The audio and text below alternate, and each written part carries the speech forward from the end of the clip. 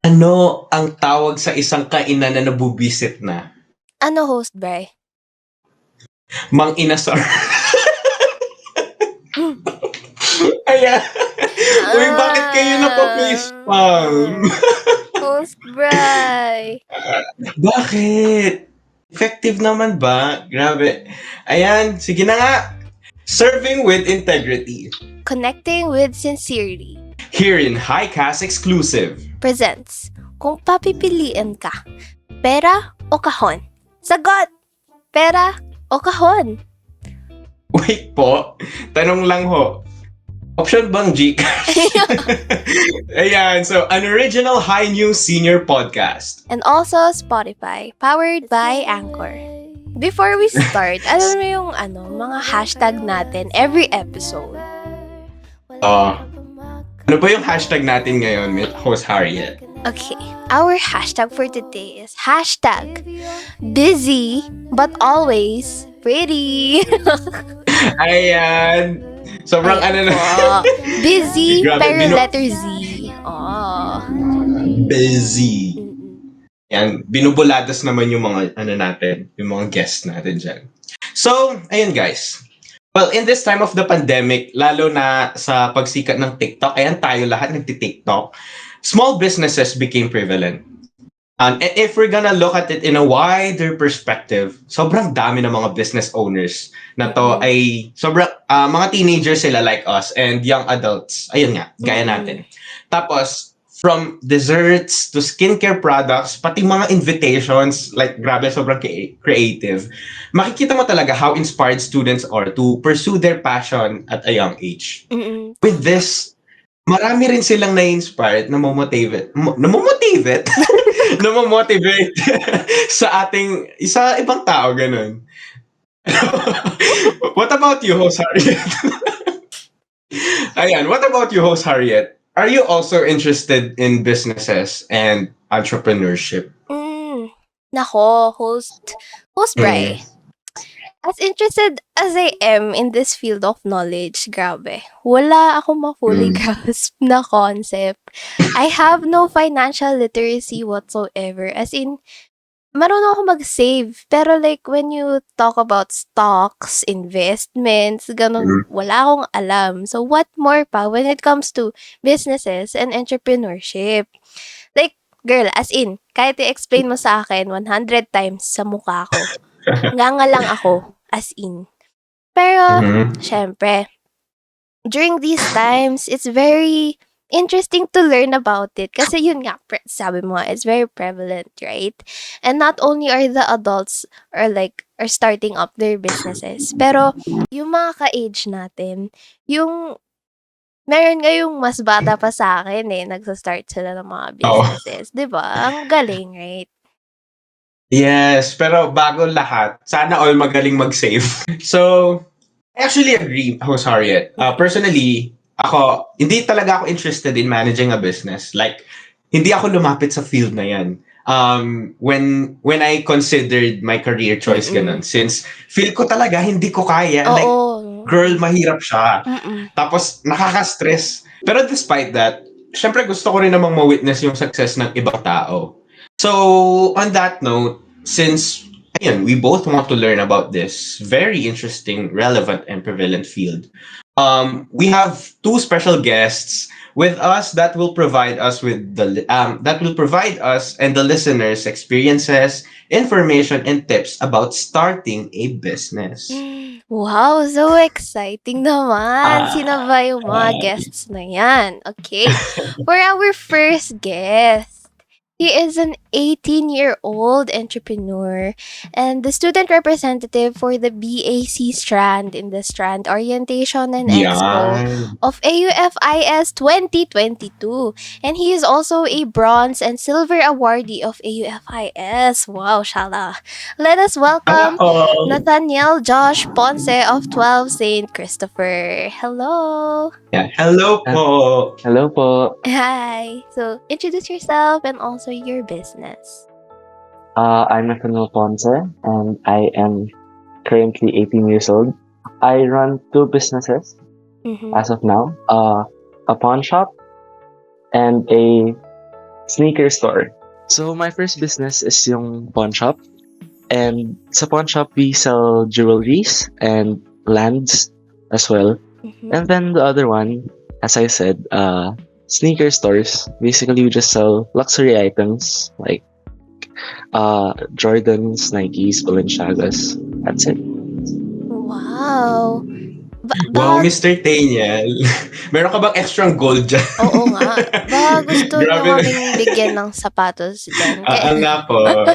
Joke lang. Business sa business, guys. Bili na kayo sa kanila. Yes. Oo, dapat maging fair tayo. And mamaya magpo-promote tayo ng mga business accounts. So, yeah. Yes. And now, for our next guest naman. Well, she is an aspiring music and lifestyle YouTuber, a consistent honor student and silver awardee of the AUFIS. Ayan, sana all. Now, ayan, let us welcome Miss Jeianne Kate Pallasigui of the 12 Saint Blaze. Ayan, Miss Jeianne, introduce yourself and also the guest, and also your business. Hi, hello. I am Jay. I am the owner of Love Succulents Plant Shop and the co-owner of Loved by Kate online boutique. So basically, we sell thrifted or pre-loved clothes and succulents pati na rin plants. That's nice. Wow, plantita pala si Miss J. Oo nga. And Miss host Harriet, before anything else, we just like to remind everyone that the opinions, insights, and views expressed by the hosts and guests do not reflect or state those of the organization. Yeah. Furthermore, insights, views, insinuations, and opinions made by the hosts, guests, and staff do not reflect the views and opinions of the school, its management, and its administration. Tama. Business experiences are different for everyone. So the listeners are not obligated to follow the tips and advice to be presented later. Agreed. So to add to that, everything to be stated is to enlighten potential entrepreneurs, to inspire, and not to imply that such are what every entrepreneur should do. Opo. Remember, we are all students here and not professionals. But of course, our guests are carefully recruited to ensure insightful discussions. So, hindi lang eme-eme mga experiences and tips na masasabi nila. Yan. Pinaghirapan nila yung mga yan. Oo. Rar. Rar. So, ayun. I stated a while ago that this episode is actually about businesses.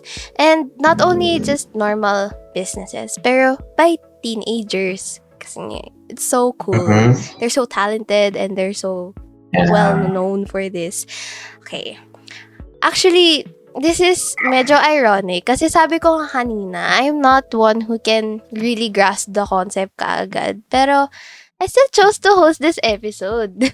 Pero siguro one of the reasons why I did host it is because learning doesn't need to stop sa kasabihang hindi ko gets. OMG, agreed, diba? babe. If hindi mo gets, you still have more time, you have your brain to para i-gets mo, diba? So, ayan. Andito ako, ginagets Yeah. ko na. Kaya nga din tayo nandito, host Harriet, na hindi tayo interested, pero we would like to expand our knowledge, insights, and opinions regarding entrepreneurship. Like, especially at a young age, di ba?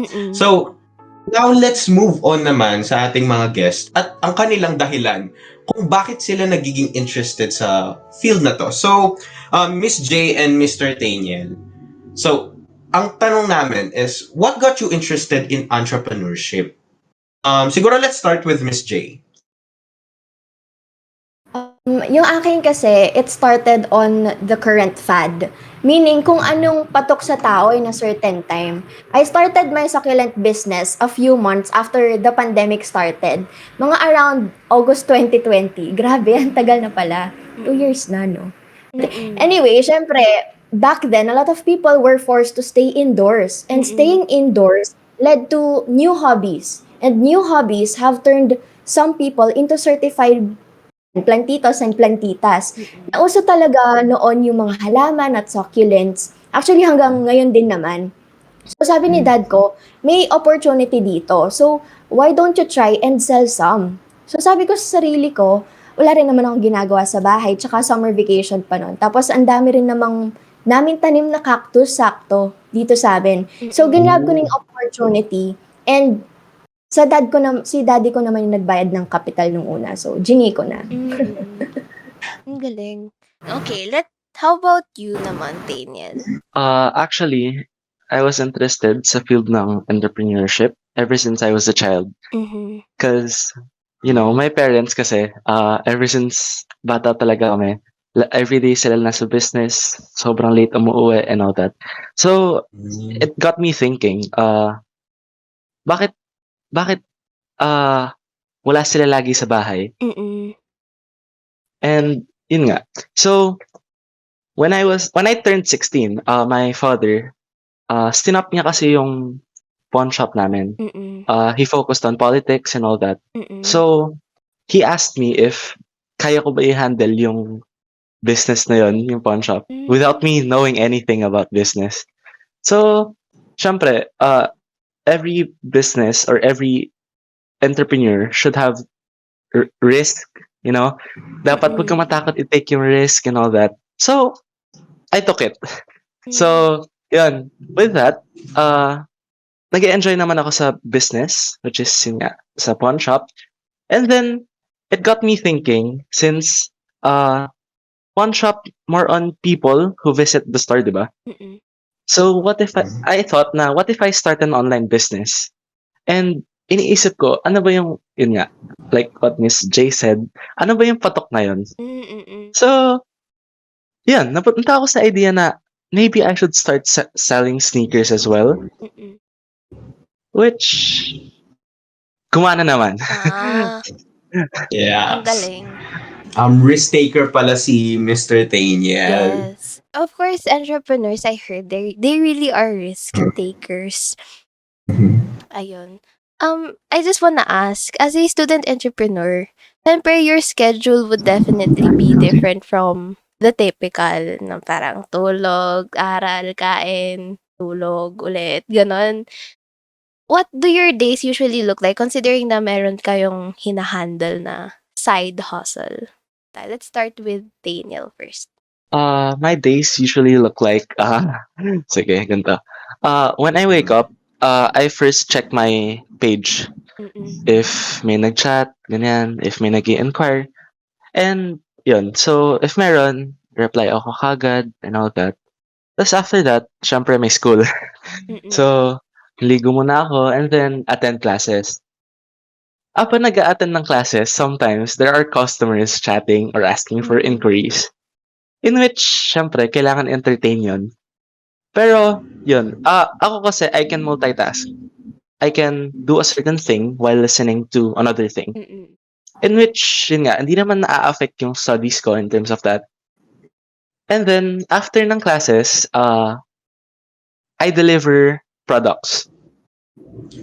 Inaayos ko yung deliveries, or minsan ako nagde-deliver kasi minsan malalayo. Like, umabot ako sa isang delivery ko sa Laguna. Wow, layo ah. Yeah. So, yun. After ko naman mag-deliver, syempre uwi ako mga late na 9 p.m., 10 p.m. And that's the time where I study until 12 a.m. or until 1 a.m. So, And then, I'm sorry ha. May tanong lang ako. Meron kang social life, right? And do you have a parang relationship? yes, Yes. So, how do you manage relationship. that? Sa relationship naman, it's not really hard to manage since the sneaker business that I'm handling, shared business kami ng partner ko. Ah, wow. That's Oh! Yes. interesting. Grabe, may conjugal property na. Hindi joke. Oo. Actually, pinersuade ko siya to join this field. Actually, hindi siya interested. Like what Miss Harriet and Mr. Bryce said. Di talaga siya interested sa field na to. Mm. Pero I was like, take the chance kasi sayang naman, di ba? Mm. And then, Di kayo yun nga. nahihirapan? Actually ako, hindi naman. Kasi, ako lumaki ako sa mga tao na araw-araw may trabaho, ganyan. Araw-araw, may ginagawa. Mhm. And I like that actually. Mm. So, after ng busy day, meron naman akong rest. Every Sunday kasi closed yung stores namin. Important So, yun. yeah, yan. Rest day. That's so Yes. cool. Having may jowa, tapos may business, tapos mag-aaral. That's so commendable on your Sobrang part. inspiring. Oo, inspiring. Sana all na lang dun sa may jowa. Pero anyway, since I do have a YouTube channel and a business to manage, kahit na gustong-gusto ko silang ipagsabay, minsan hindi talaga kaya. Pero my top one priority talaga is ACADS. Kasi kailangan na maintain yung high grades. Kasi sayang yung tuition, sis. Ang mahal. Oo, tama. But then, I choose one na lang between working on a YouTube video or managing the business every week. So it's either ACADS plus YouTube or ACADS plus business. So my typical week would look like this. Monday to Friday, 12 p.m. purely, Monday to Friday till 12 p.m. purely ACADS. Kasi tuwing Friday, half day lang kami. Buti naman. Ayun, purely ACADS. Tapos, plus sharing na lang ng previous posts, parang reminder lang sa mga viewers na, if you have time, you can check this YouTube video or YouTube cover of mine. O kaya, if you have time, you can check this on sale item of ours, parang ganun. Tapos tuwing Friday to Sunday, eto na. Hustle na talaga dito. For the clothing business, I have to choose the sets of clothes that I need to post for the next batch. Parang, what color? Ano theme? Summer clothes ba? Fit dresses ba? Then, lalabhan pa yan, syempre, sabay plancha para magandang tignan sa picture. Tapos, modeling pa, susuotin ko, editing, posting, ima-market mo, kakausapin mo pa yung clients, shipping pa, and all. Pero, I do not set a rest day for myself, unlike si At. Pero yung quality time with my family and friends, from Friday to Sunday, hindi ko na pinagpapalit yun sa work or sa business. Kasi yung quality time with them already serves as my recharging stage na rin. Kumbaga, ayun. Yan. Iba-iba talaga ng approaches yung mga business owners, no? Like, tignan mo, yung kay Miss J is really a matter of sacrificing something in order to focus sa isang bagay. Tapos yung kay Mr. Nathaniel naman, siya ay isang multitasker. Yan. Sana all. It's a dynamic of parang entrepreneurs talaga. Buti na lang sila yung guests natin. Ang galing nila, no? Ayun, pero host Harriet, dahil pinag-usapan naman natin ng entrepreneurship, let's go back with the basics. I would like to ask our guests what a business is. Siyempre, baka meron silang sariling definition, ganyan. Pero ito yung twist, in one sentence only. Ayan. Define nila yung business in one sentence. So let's start with Mr. Nathaniel. Business in one sentence. Parang hirap nun ah. Go. Para sa akin, yun nga, a business is a group of people trying to reach their goals. A certain goal. Kasi, one sentence lang pala. Sige, go lang. Explain mo lang. Sige lang. Explain mo na lang. Kasi ako, pag sa business, ang lagi ko naiisip is that a group of people having this same type of goal. Kasi kung, yun nga, if a group of people sa isang business, if hindi same yung goal nyo, wala mapupuntahan yung business, actually. Para sa akin yun ah. Tama. So, yeah. Yun lang. Okay. Oh, okay. Si Miss J naman. And, ayan, si Miss J naman. Business in one sentence. Naman, general yung definition ko. For me, it is a very, very complex industry that deals with relationships and money. So, umiikot siya sa relationships with other people, with business inclined people, tapos nakakapag-earn ka rin at the same time. Ang galing. Siya one sentences. Okay. One sentences. Ang dami ng one sentences.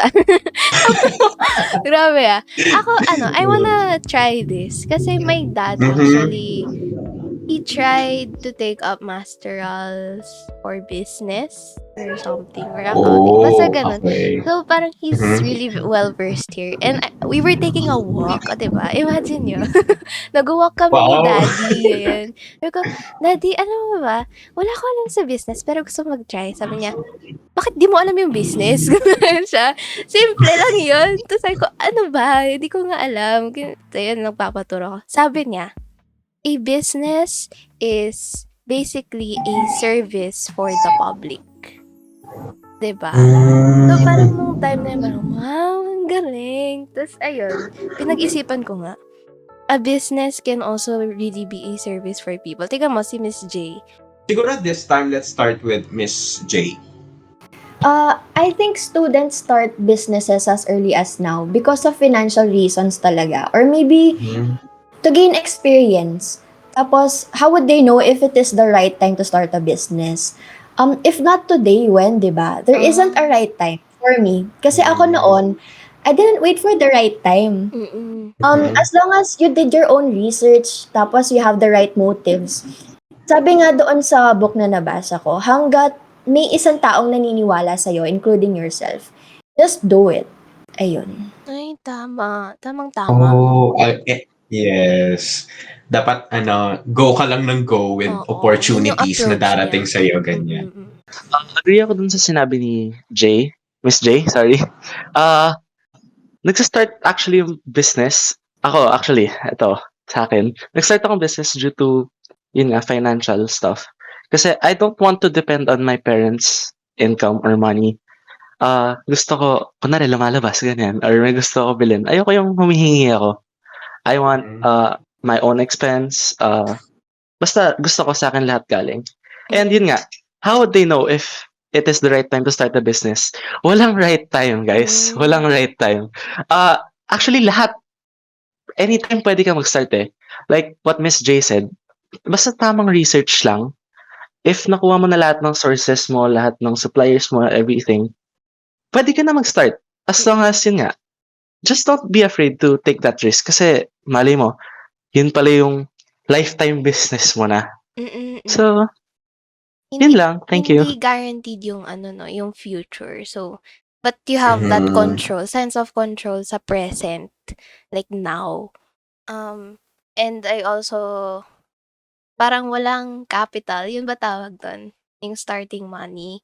And then, parang, alam mo yun, yung circumstance namin ngayon, hindi siya fit for a successful business. So, I wanna ask you guys lang, what if merong gusto mag-start ng business pero wala siyang proper resources, wala siyang actual starting capital money, ganun.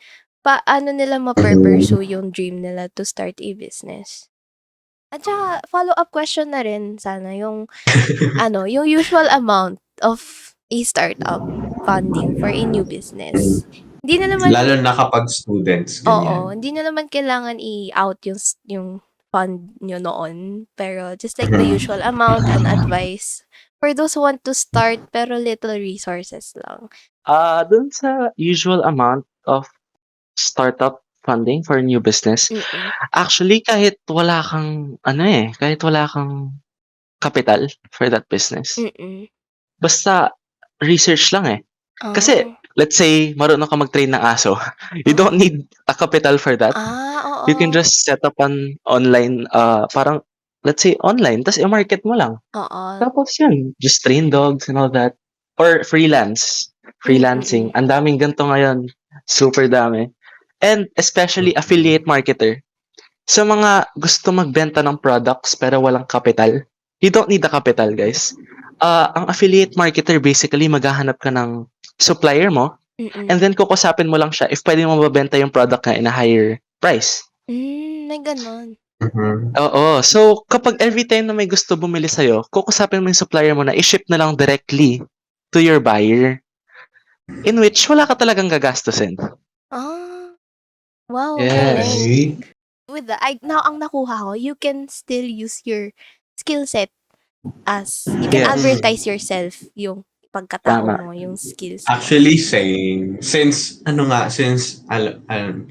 nung junior high school, sinasabi na sa atin na ang capital ang most important aspect ng isang business. Pero Ay, pwede oo. pala na parang it really depends on the strategy na gagawin ng isang business owner Oo. para ano, Ang Tama, galing. para tama. maging successful siya kahit walang And capital.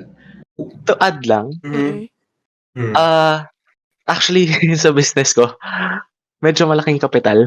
Mm. Kasi yun nga, sa sneaker industry, ubusan kasi lagi ng stocks. Mm. Madaming sneakerheads, madaming resellers. Mm. So, mahirap talaga kumuha ng stocks. So, yung sa akin, ito, yung, hindi ko sinasabi na ito yung normal na kapital. Pero, yung kapital kasi na ginamit ko, umabot ako ng 40K. Yun is from the net profit that I gained from my pawn shop. Mm. And as well as baon ko sa everyday, you know. Kasi kahit, Mhm. thank you dad, kasi kahit everyday, kahit pandemic, may baon ako. Sana all. Sana all Sana talaga. all. Eh? Wala man kaming baon, pero sana all. Oo, that's a very big privilege. And Mr. Daniel is smart enough and very intelligent to actually use that um Mhm. privilege wisely. Ang galing niya. Sana all ulit kay Nat, no? Kasi kung may allowance pa. Oo, grabe. Pero anyway, I am not sure about this kasi I am not an expert. Pero depende rin talaga yun sa kung ano yung kaya mong ilabas, kung ano yung budget mo. Kung may 3 to 5K ka dyan, you can buy and sell thrifted or second-hand things o kaya clothes. Basta makahanap ka nga ng supplier. Mm. Okay, tapos, I agree din sa sinabi ni Daniel na kahit wala ka talagang kapital. Kasi yung sa plant business ko, yung iba, tanim lang talaga namin. Kumbaga, yung pots na lang tsaka paint yung bibilhin. So, imagine, kung a few years back, nagtanim na ako ng cactus. Tapos, after a few months, malaki na sila. So, invest din kayo sa time and effort. Di mo alam, nag-grow na pala yung skills and resources mo.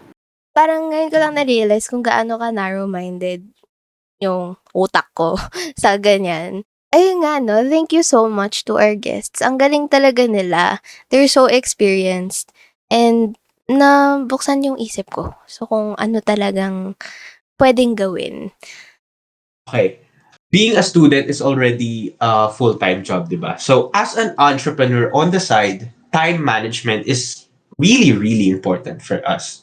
And ayun, meron ba kayong tips na maibibigay sa mga kapwa students natin ganyan on how to manage their time properly, especially yung mga interested in putting up a business at a young age? Kaya I would like to ask our guests for tips ganyan or kung may bibigay pa sila kung paano mamamanage ng time effectively. Let's start with Miss J.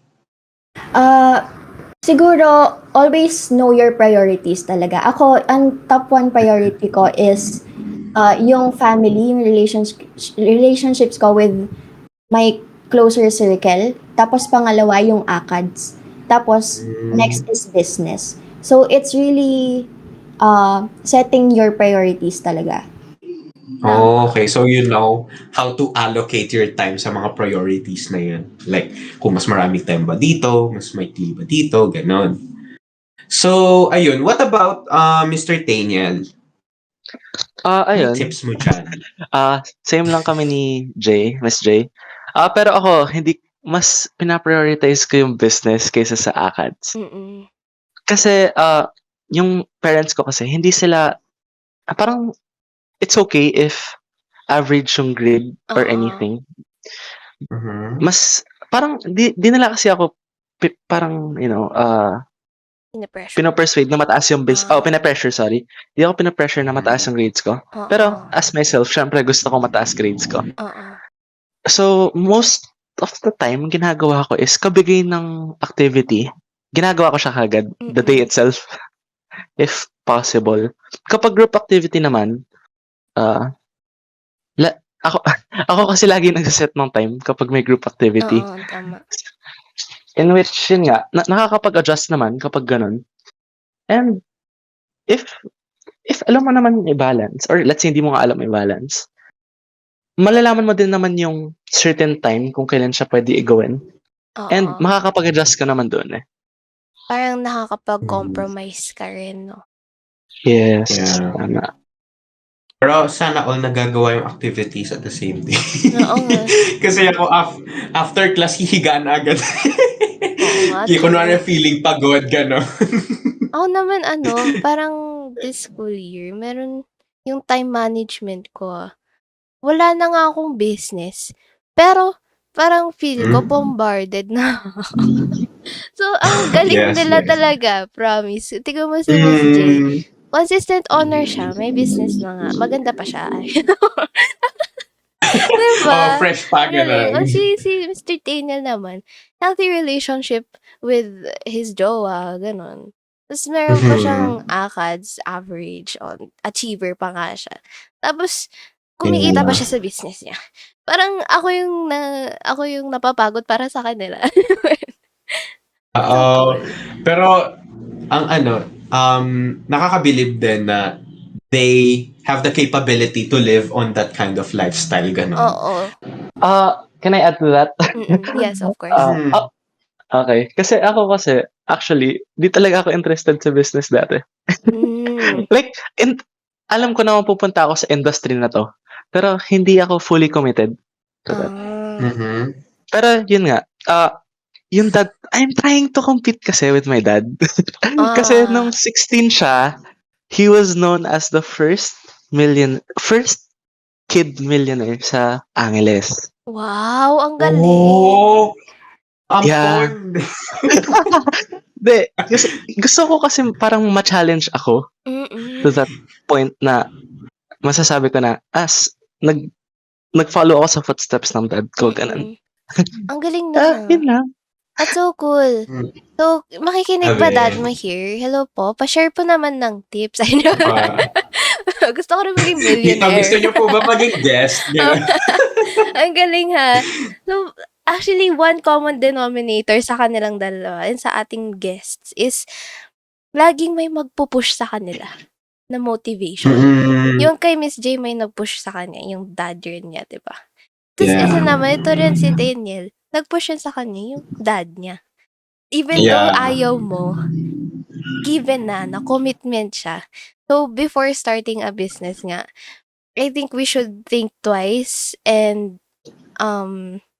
have a foundation na parang a motivation na parang if mag-start ako business, ganyan na, may schedule na ako laid out in front of me, meron na akong goals laid out in front of me, ganun. Pero at the same time, thinking twice is not enough. Ang ironic din kasi when you think twice, you also have to dive into it. 'Di ba? Ang galing. So once after you're like thinking, like absorbing all the information na, it's always up to you, the business owner, the creator, to jump into it. Ang galing, no? So, Yeah. Yeah, isa din, yun yung nakakabilib sa mga entrepreneurs is like, bago pa lang sila maging committed, is grabe na yung courage and risk na binubuhos nila para magtayo pa lang ng isang business. And to have the commitment para ipagtuloy-tuloy yun, tapos lahat pa ng skills na kailangan ng entrepreneur i-develop mo, and to have that kind of commitment is really admiring, and kaya po sana all. sana all. Totoo yung mga sinabi niya. So, yun nga, yung commitment, given na yun actually talaga sa business. And actually, if kilala niyo guys, I don't know if kilala niyo, pero natutunan ko kasi yung pag-take ng risk kay Gary Vaynerchuk. Di ko yun Si Gary kilala. Dillon yung kilala ko. Ano ko yan? Ka-tropa trips ko yun, no? Nung high school. Joke lang. Kasi, yun nga, si Gary Vaynerchuk kasi, magkakwento lang ako. So, hinandle niya yung family business niya until he was 32 years old. Tapos, nung napalaki na yung business ng parents niya, nag-quit siya sa business na yun with zero capital. Wala siyang kinuha na income sa business ng parents niya. So, he started from direct zero talaga. Wow. Pero, alam niya sa sarili niya na, since napalaki na yung business na yun, kaya niya gumawa ng isa pang business and palakihin ulit. Wow. So when he reached 35, nag-isip siya ng business na yun nga, which is called VaynerMedia. Mm. Yung VaynerMedia na yun, wala pang nag-YouTube that time. Wala pang gumagawa ng content sa YouTube and all that. So ang ginawa niya, nag-invest siya sa YouTube, nag-invest siya sa Facebook, nag-invest siya sa Twitter. Mm-mm. Wala pang nag-i-invest nun kasi kala nila, yun nga, online is nothing dati. Mm-mm. And then, yun nga, when he took the risk to do that, kahit wala pang gumagawa, nangyari. Naging billionaire siya Oh. Wow. in a span of 5 years. 5 And years? sabi niya, 5 years. Wow. 5 years? Kabilis. Oh my gosh. Grabe. Tsaka ang sabi niya, di ka naman kasi matututo kung hindi mo tatry, di ba? Oo, tama. Mhm. Tama. So, yun nga. Kailangan mo talaga i-take. Kasi ako, I'm a person na matututo ako kapag ako yung gumagawa. Hindi yung nakikinig lang ako. I mean, matututo ako nakikinig, tapos kukuha akong advice, pero yung makikinig lang ako, tapos di ko gagawin, I won't learn anything from it. Ako rin. Tama. Diba? So, yun. Para sa akin talaga, risk. Risk lang kayo ng risk. Especially sa age ng 20 to 30s. Huwag kayong matakot mag-risk. Oo nga, no. Ayan, kaya as we, ayun, transcend sa ano na, mag-adults na tayo, everyone. So, ayun, please, maging risk-taker tayo. Opo. Galing nga, host Bri. Ikaw na ata next millionaire. Gagayahin ko na siya. Mag-i-invest ako sa ano, sa Friendster. Wala magkikitain doon. So, ayun. With that naman, syempre, taking risks, ganun. Syempre, like any other decision in life, laging may pros and cons. Pros and cons. Const. Pros and cons. Ayan, pros. Mhm. Ayun yung Ayan. gaganahan kayo, tas pagdating sa cons, ay wag na pala. Ito, I agree with this. It's a way to have additional income. That's our first pro. It can be used personally or helping your whole family. Based on my experience kasi, dun sa mga profit na nakukuha ko, I am proud to say na yung mga wants ko, hindi ko na kailangan pang hingin sa parents ko. Kasi yung family kasi namin, especially yung mother's side, hindi sila mahilig manghingi ng pera. Na kahit nabigyan mo sila, minsan tatanggi pa yan kasi they're financially knowledgeable na. So, the mere fact na hindi ko na kailangan pang manghingi ng pera sa parents ko is a huge help na rin talaga. So, of course, ayan, ang galing nila. So, our second pro naman is, syempre, when you have your own parang ideas, yung parang habang natutulog ka, may binivisualize kang, ay, ito, gusto ko to gawin, ganyan. Siyempre, these ideas will turn into reality. And then with that, it will boost your confidence as an individual. And that will also lead to our next pro, which is you'll be able to know your strengths and weaknesses along that. So parang may sense of fulfillment ka rin when you know those two things. Your confidence and then your strengths pa and your weaknesses. Ayun, so isa sa mga pros is it becomes a chance for you to do something you love. And yun nga ang pinsan ko, naghahanap siya ng work ngayon. Sabi ko, galing na ako dyan. I literally searched for online jobs for almost 3 days ata nung kakastart lang ng pandemic. Pero wala akong napala. Although, merong mga legit, pero alam ko sa sarili ko na hindi ko pa talaga kaya. Yung mga call center jobs na, yung mga freelance. Tsaka kapag sa'yo kasi yung business, you are your own boss. You don't have to follow a schedule that is set by the employer. So I enjoy what I'm doing because I have the freedom to manipulate the business itself. And yung mga pre-loved clothes na binebenta ko, na-enjoy ko silang suotin at i-post kasi nga mahilig ako sa damit. Tapos, isa pa is, it also teaches you to be independent. I totally agree with this because a lot of you guys don't know na yung mga succulents na pina-produce namin nun, ako lahat yung gumagawa, I really set time para maglagari ng kahoy. Yung literal na lagari Kasi Wow. one of our products noon is a Grabe. mini plant stand. Parang patungan siya ng 3 maliliit na pots. Doon na lalagarihin mo yung kahoy. Tapos syempre, yung kahoy mismo, yung edges niya hindi pino. So, mano-mano mo siyang lilihain using a sandpaper. Tapos, due to friction, of course, laging nagtutubig yung kamay mo. Pero ox lang, kasi sabi ko sa sarili ko, sayang din naman yung 200 pesos na kikitain ko dito. Tapos sa clothing store naman, ako rin lahat, editing of pics, although less effort naman siya compared dun sa plant business. So, in entering the business world, it really teaches you on how to be independent. Oo. Uy, I actually saw yung mga stand na tinutukoy ni Miss J dun, nung pinopromote niya. And hindi sila ganun kaliit. Like, ganito kalaki, ganun. Parang kalahati ng isang tao. Kaya, ayun, grabe, ikaw pala yung gumagawa ng mga yun. Ang galing. So, Oo. Parang ang effort syempre mo, parang grabe. natuto ka muna. And that's also one of the pros, di ba? Parang kung anong Yeah. what you learned, nagagawa mo into practice, na-execute mo properly. And there's a Yeah. sense of fulfillment rin. Ayun nga. Fulfillment talaga. It's a nice feeling. Mr. Nathaniel, next pro, is yung magbibuild siya ng another career. I think he can add to this pro. Helps you build another career other than the major you are currently studying. Actually, madaming ganito. Oo. Gagawin ko example yung dad ko kasi my dad is a veterinarian. Nag-aral siya ng, yun nga, how to treat animals, how to heal them and all that. So, yun, he treats animals and all that. Pero, na-realize na it's not his passion to do that.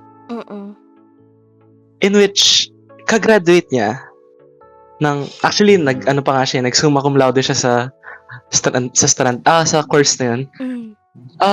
Stinap niya kagad. Ay.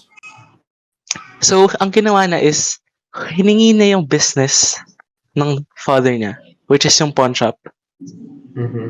And with that one small na stall na pawn shop na yun, sa sobrang determined niya doon, and sa sobrang love niya na, okay, gusto ko mag-business. From one stall, naging 12 stalls. In a span of 2 years. In which, super laking improvement yun or super laking expand ng business. Yun. If you want to go for a different path, na nakakapag, let's say, interfere sa course or inaaral mo ngayon, don't be afraid. Kasi, yun nga, madaming chances eh. Like, let's say, for sure, let's say Grab, ganun. May nakaisip na before pa naisip ng Grab na, okay, gusto ko yung kapag nag-order ako may magde-deliver, ganun. Or kapag gusto ko sumakay may maghatid sa akin. May nakaisip na nun for sure. It's just that hindi nila tinake yung chance na yun to build that company. Okay. Correct nga. I just like to take my opinion dito sa pro na to. I am planning to take a medical related course, which is obviously so different to a business major. Pero, looking back, na-realize ko na ang business, it doesn't really require a bachelor's degree. This is just an opinion of mine, pero I know a lot of successful entrepreneurs who did not finish college. Pero syempre, iba pa rin naman kapag nakagraduate ka ng college. Mas matatag kumbaga yung foundation mo in business. Pero I think my point here is, parang why choose to be a business owner or a medical professional if you can be both? For me naman, ang iniisip ko, ako kasi I'm very artistic and creative and I like making videos, graphics, posters, ganon. That's why I also took up graphic design sa org namin. And for a long time talaga, the reason why I wanna learn how to start a business is I want to advertise myself and my skills for other people, like a service to make artistic things for other people. Pero at the same time, ang gusto kong course is computer science. O, 'di ba? Ang ang Yeah. layo, 'di ba? Pero 'yan, feel ko mas nai-inspire ako sa kanila to really take on that path. And of course, our siguro last but not least, marami pang pros there. Pero we wanna end the pros in a good note na when you add all of the pros together and you combine everything, it is a way for you to gain experience and build connections. Not only are you bettering yourself and knowing your strengths and weaknesses, pero you can also gain experience to better like refine those strengths and weaknesses, 'di ba? And with that, you can also build healthy connections with other people and that will also make your business bloom. O, 'di ba connected lahat? Ang galing. Mag-move on naman tayo Kaya sa parang, cons. okay, let's start with the cons. Siyempre yung parang pros. Pros, hindi lang dapat mag-isa yan. Dapat may package, ganun. Dapat Oo. kasama din yung mga cons May natin. kapalit yan, So, guys. oo. 'Di ba nga, sabi kanina, start putting up a business, parang it really requires time management. Mm-mm. But, and also commitment. And adding another responsibility of being an entrepreneur can be really overwhelming, especially for a student since marami nga ang school works ganun. And it is really difficult to handle and parang gawin effectively. Kaya it can impact or it can make an difference in your studies, yung mga grades natin. Oo. So, ano masasabi nyo dito? Like, nangyayari ba siya sa inyo? Actually, Ganyan? sinabi na Um, nila kanina yung time management tips nila. Pero this time, may mhm. ask naman natin yung parang may nadaanan ba silang problem na parang na-impact nga Yeah. yung what part of like an aspect of your life dahil nga may responsibility Mhm. kayo as an entrepreneur. Like, may nagbago ba? May naapektuhan ba? Ganon. May naapektuhan for sure. Kasi you need to make sacrifices, di ba? Like, magkakwento ako. Like, this one time, meron gusto magpa-deliver, pero I have classes. In which, actually, yung sinacrifice ko doon yung deliver time. Kasi, may exams kami nun. Ay. Pero, yun, it is difficult to handle, yes. But then, madaming ways in which makakagawa ka naman paraan either way. Mm. Tama. Ikaw naman, Miss J, may nadaanan ka bang problem? Oo. Isa sa mga cons dito is adding another responsibility of being an entrepreneur can be overwhelming and difficult to handle. So, may times talaga na nagbe-breakdown ako gabi. Especially, kapag yung expectation ko for the business were met, o kaya naman nagsabay-sabay lahat ng ACADS, family problems, business demands, nakaka-overwhelm talaga. Kasi business owners won't show naman the hard work and struggles behind all of it. Siyempre, ipapakita nila, yung ire-release lang nila yung products nila. Pero it's all about time management nga naman kasi. Wala namang problem na hindi nalalagpasan. Mm. So, let's move on naman. Yung financial risk and commitment, sinabi ko rin kanina na being an entrepreneur is a commitment. And yun nga, sinabi ko rin kanina na there is some financial financial aspect. So, syempre may risk din yung finance mo. Yung courage talaga na binubuhos nila dito is sobrang kailangang malaki para parang halimbawa, ay, kaya ko bang bitawan tong money na to? Kaya ko bang i-risk nung napag-ipunan Oo. ko? Kagaya nung ginawa ni Mr. Daniel, yung ipon niya yung ginastos niya Oo for nga. his Tapos, business. ang galing kasi hindi naman nila alam. There is no guaranteed success. Oo. Hindi nila alam kung successful sila pero ginawa pa rin nila. So, that's one con. Baka mamaya hindi pala successful. Post Bray. Ang Yes. napansin ko, throughout the whole episode, nagbibigay na sila ng tips from their experiences, right? Yes. So, we don't really need to have like an actual segment for tips. Pero, if may mapipiga tayong tips, meron pa naman. So, our first tip is to acknowledge that businesses aren't for everyone. 'Di ba? Siguro for someone who's aspiring to be a business owner, go kasi yung drive, it solely depends on your drive if you're going to put up a business. Pero, siguro for other people, hindi nila feel. And that's okay. That's alright. You don't have to conform to the society having lahat sila may business, so dapat ikaw may business. Wag ka mag-base sa ganun. So, for the second tip, before you start, find an opportunity that is feasible in the long run. Know your target market. So, host Brian, may masasabi ka ba dito?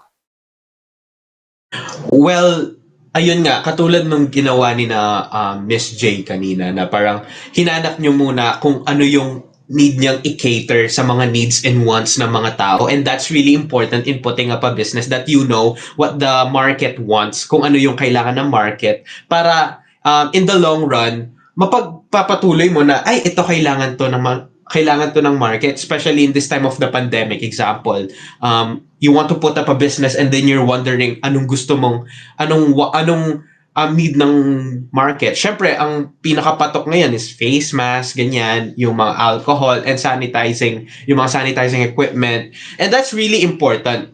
Kaya nga pumapasok din dito yung researching natin, yung pagre-research natin, kung ano yung target market mo, kung ano yung pagbebentahan mo, at kung ano yung products na ibibigay mo sa kanila. Ayun.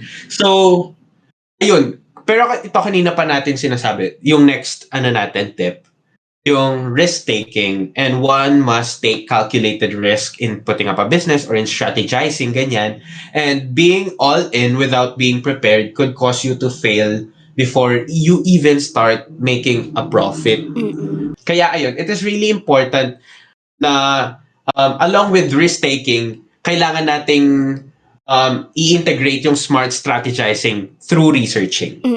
Ayun. Ang galing. So, Kanina pa natin sinasabi yun, no? Research and take a risk. O, diba?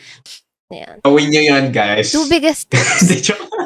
Pero of course, another tip rin is, of course, don't start something when you aren't passionate about it.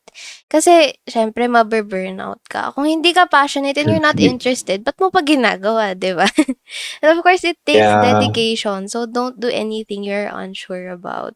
I'm sure relate ang ating guests here. And of course, dahil super passionate sila, nagbo-bloom naman ang business nila. Di ba? Yes. Pero of course, when you fail, this is another pigang tip natin. When you fail, you learn from it. Treat it as a lesson and not something negative. The sooner you fail, the sooner you succeed. Although hindi naman talagang palaging mas mabilis ka magsasucceed, pero failure is an indicator of success.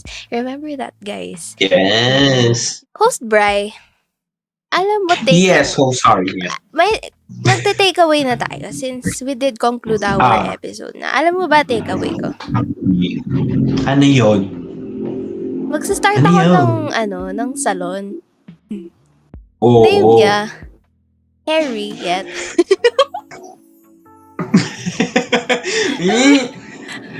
Kunwari, Grabe. Sana. Hi. joke lang. Ito na. Hindi. O kaya na lang, coffee shop na lang. Name niya, Brew and Sisay.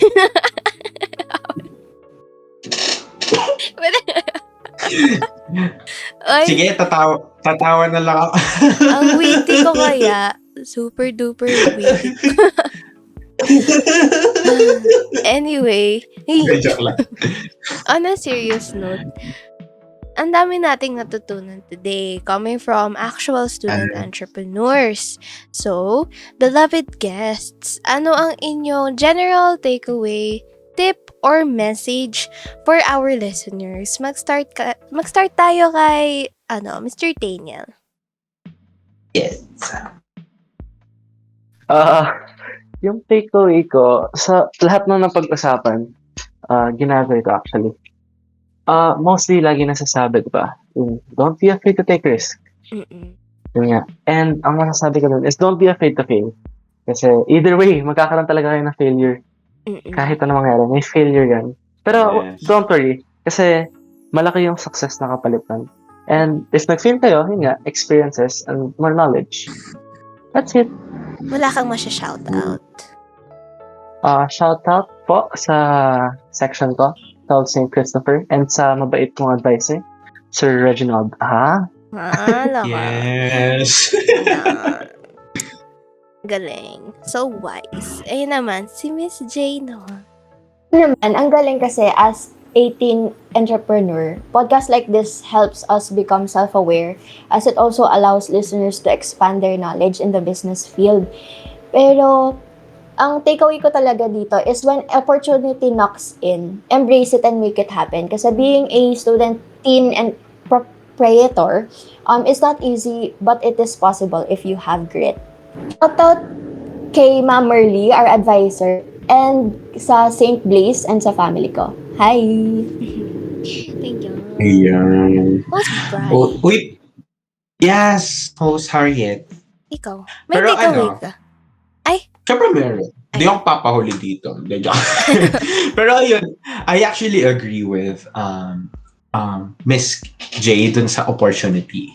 Pero dadagdagan ko lang, when an opportunity doesn't knock on your door, dapat you have to chase that opportunity and gawin mo siyang para sa sarili mo. Ganun.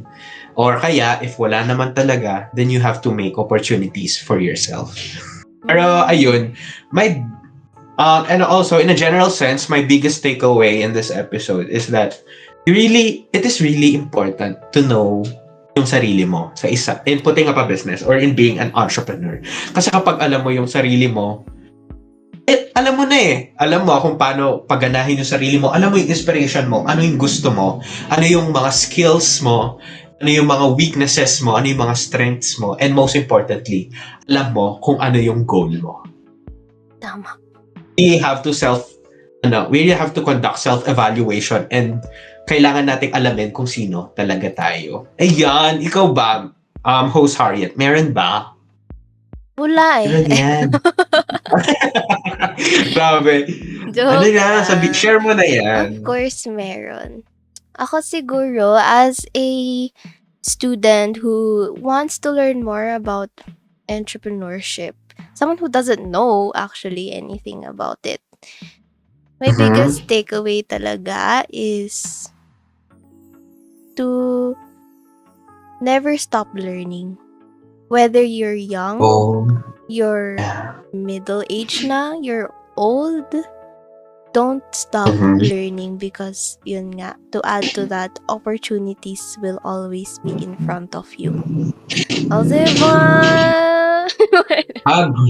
Agreed. Kaya talaga research. Ganon. Research. So, ayun. Thank you for listening to today's episode. If you want to know more about our guests, you can reach them on their socials. Everyone, don't forget to like and follow us on our Facebook page, Love Succulents. It is an online plant shop. And Loved by Kate, an online boutique where you can find curated thrift clothes. Don't forget to hit subscribe as well on my YouTube channel and follow me on Facebook. Jeianne Pallasigui. Thank you. Now I would like to promote my page. You can follow us on Instagram at turakik.ph and on Facebook turakik.ph. We sell luxury sneakers, Jordans, or you can request any pair that you want. And if you want to buy, go ahead. And for the pawn shop, our Facebook page is named as PG Pawn Shop. If gusto niyo po magsangla, go lang. If gusto niyo bumili, go lang din. Thank you po. And thank you for listening. Ayun guys, ako naman, you can follow me on my Instagram at Bryan Malonzo. I post interesting pictures. So ayun, normal Instagram lang siya for a student. Ayan, what about you?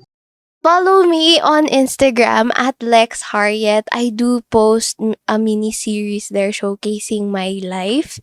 And you can give me a subscribe on my YouTube channel. It's also Lex Harriet. Thank you. Ayan. And also, do not forget to follow us on our Spotify and YouTube accounts. Syempre, click nyo na rin yung notification bells, mga bet, to be updated with our new episodes. If you have any questions, stories, or violent reactions, email us at highcastexclusive@gmail.com. Ayan. Kung may say ka naman about our topic for this episode, let us know using the hashtag busy but always pretty. And that's Ayan. busy with a Z. Busy, but always Busy. pretty. So that's it. Hala. Stay tuned for our next episode. This is Highcast, where you hear beyond stories. Thank you. Tapos na tayo. Magiging businesswoman na ako after. Basta't buhay ka, welcome ka sa